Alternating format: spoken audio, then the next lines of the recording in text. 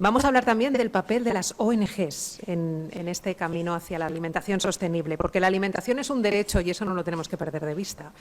Todo ser humano tiene derecho a una alimentación adecuada y tiene el derecho fundamental a no padecer hambre, según las normas internacionales de derechos humanos.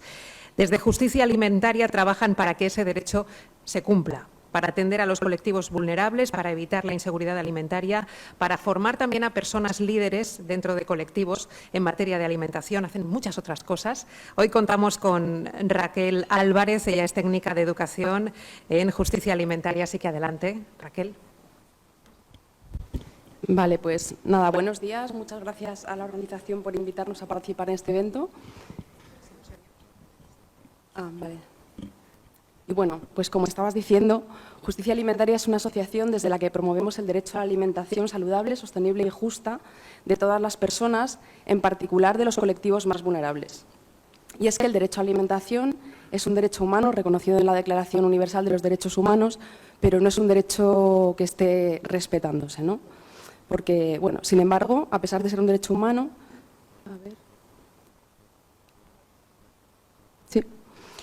prácticamente 90.000 personas mueren al año por enfermedades relacionadas con la mala alimentación y por enfermedades como la obesidad, las enfermedades cardiovasculares, la diabetes o algunos tipos de cáncer. Estas enfermedades no afectan a todo el mundo por igual, sino que se ceban sobre todo con las clases más populares, ¿no? Es decir, que bueno, existe un gradiente que relaciona la salud alimentaria con la clase social y, como decimos siempre desde Justicia Alimentaria, no come bien quien quiere, sino quien puede permitírselo. Además, según un reciente informe que se llama Alimentando un futuro sostenible, aproximadamente un 13,3% de los hogares españoles experimentan inseguridad alimentaria. De hecho, las situaciones de inseguridad alimentaria graves se han duplicado desde que empezó la pandemia de COVID. Por otro lado, como se ha comentado ya, según un reciente informe también del Ministerio de Consumo, la alimentación es responsable de un 52,1% de nuestra huella de consumo, es decir, que tiene un impacto ecológico, ambiental altísimo. El informe destaca el carácter altamente intensivo industrial de nuestro sistema agroganadero y la altísima dependencia de combustibles fósiles, agua e insumos químicos. Según el último informe del IPCC, las emisiones del sistema agroalimentario suponen entre el 21 y el 37% total de las emisiones de gases de efecto invernadero. En una pescadilla que se muerde la cola, además, este cambio climático afectará a la productividad de los suelos, a la disponibilidad de alimentos, aumentando el hambre y la malnutrición.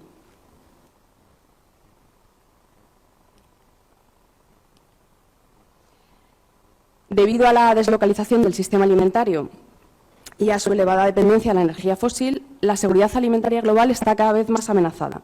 Primero fue el coronavirus, después las interrupciones en las cadenas de suministro, después la guerra de Ucrania.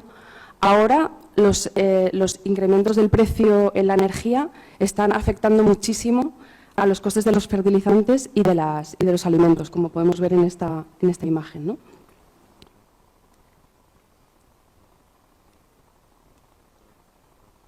Esto es preocupante hasta el punto de que la ONU reconoce, numerosos analistas están avisando de una posible crisis alimentaria global. En resumen, podríamos decir que el sistema alimentario industrial globalizado está fallando en su cometido de alimentar de manera saludable y sostenible, y podríamos decir también que el sistema alimentario está en crisis, como hemos estado hablando, pues está afectando a la inseguridad, o sea, está produciendo cada vez más inseguridad alimentaria global. ¿Cómo sería una alimentación sostenible? Bueno, pues como ya se ha comentado también, una dieta no puede ser saludable sin ser sostenible. Una dieta saludable y sostenible es aquella compuesta de alimentos frescos, mayoritariamente de origen vegetal, producidos en el territorio cerca y comercializados mediante canales cortos de comercialización. Es una dieta basada en productos ecológicos, es decir, aquellos que son compatibles con la conservación del suelo y de los ecosistemas que producen, o sea, que necesitamos para la producción de alimentos a largo plazo. Esto es lo que promueve la agroecología, que es una ciencia y un movimiento social que propone el manejo ecológico de los agroecosistemas y también el control de la cadena alimentaria por parte de productores, personas productoras y consumidoras. Es decir, que necesitamos alimentos localizados, diversos y ecológicos, que respondan a las necesidades de las personas y no de los mercados. Y esa parte nos parece muy importante, ¿no? Porque pensamos que gran parte de los problemas que existen en el sistema alimentario es porque se pone en el centro los beneficios empresariales y no los derechos humanos. Para que esta transición a un sistema alimentario saludable y sostenible sea democrática, es decir, para que llegue a todo el mundo, son indispensables las políticas públicas firmes, decididas, que permitan equilibrar la balanza de los determinantes sociales y solucionar, y dar respuesta a las desigualdades sociales. Por ejemplo, algunas de nuestras propuestas son el IVA cero para los alimentos saludables e IVAs más elevados para los alimentos que no son saludables. Estas políticas permitirían incentivar el consumo de alimentos saludables y evitar pues, el consumo que se hace tan grande de procesados.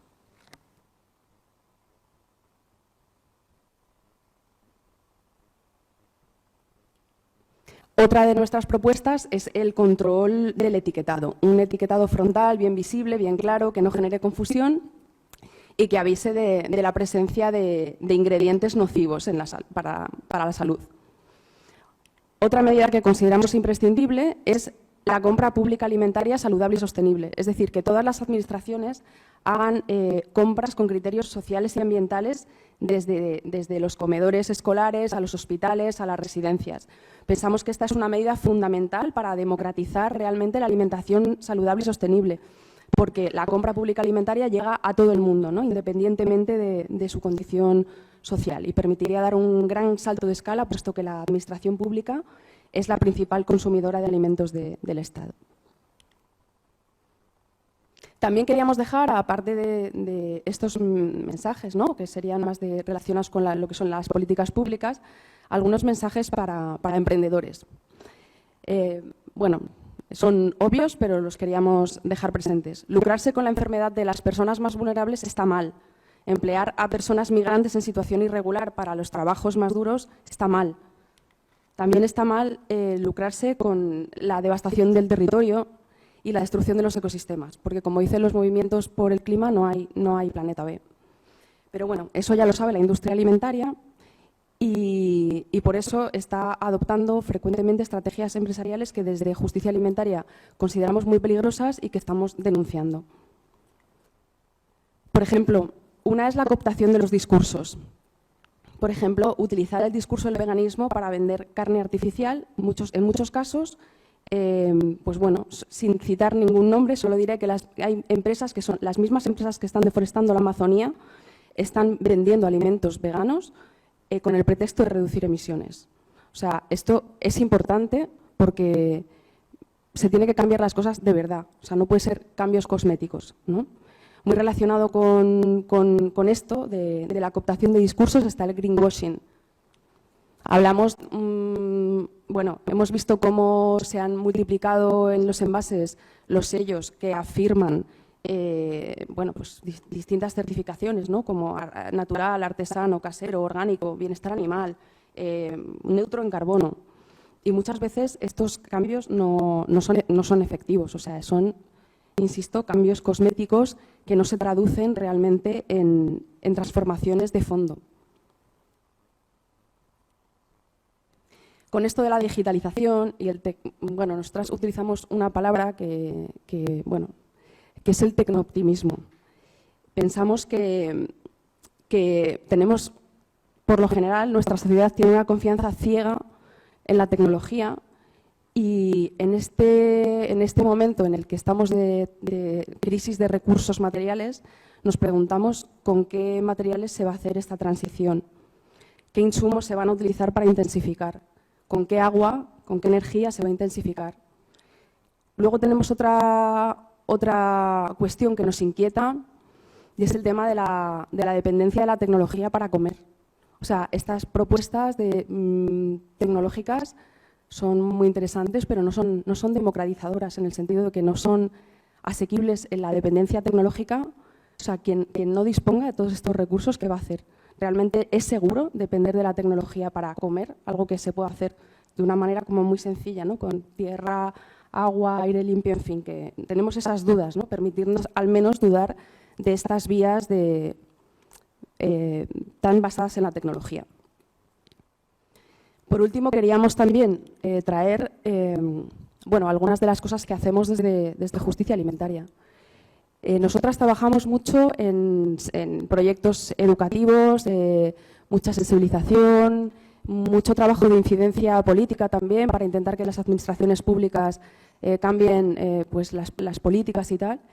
Y bueno, os traíamos el ejemplo del proyecto Entre Iguales.